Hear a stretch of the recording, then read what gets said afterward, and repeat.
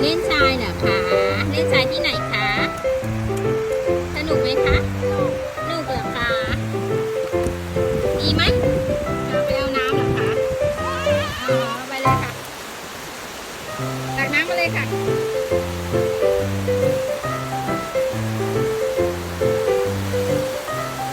มาเล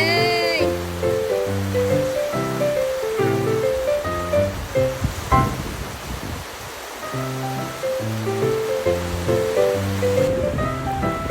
มาเล่นน้ำกันค่ะ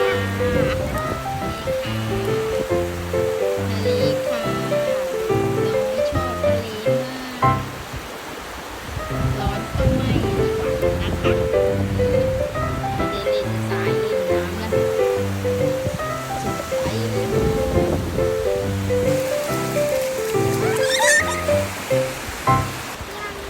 ความสุขของเด็กน้อยคือชื่อว่าเด็กหญิงประชาว้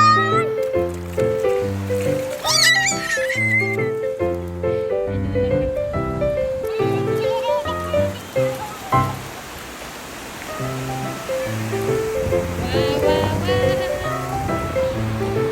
ชวนทุกคนมาเที่ยวทะเลกันไหมคะโอเคไหมคะมาเล่นน้ำทะเลกับน้องติชาไหมคะ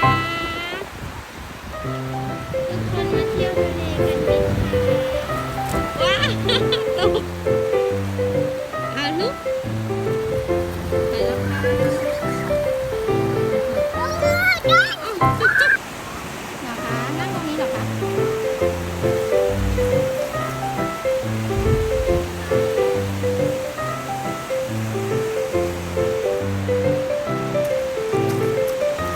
ความสุขค่ะคลื่นทะเลหาดทรายลมเย็นเย็นดีค่ะสนุกเขาเลยมีความสุขเลยค่ะว้าวว้าวว้าว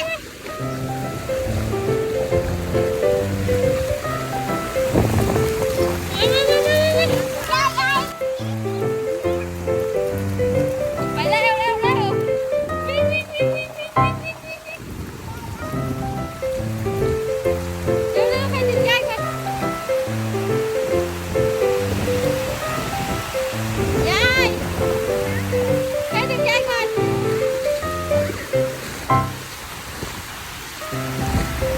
วิ่งวิ่งวิ่งวิ่งวิ่งวิ่ง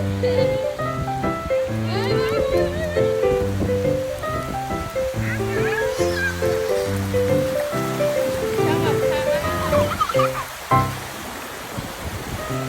ว้า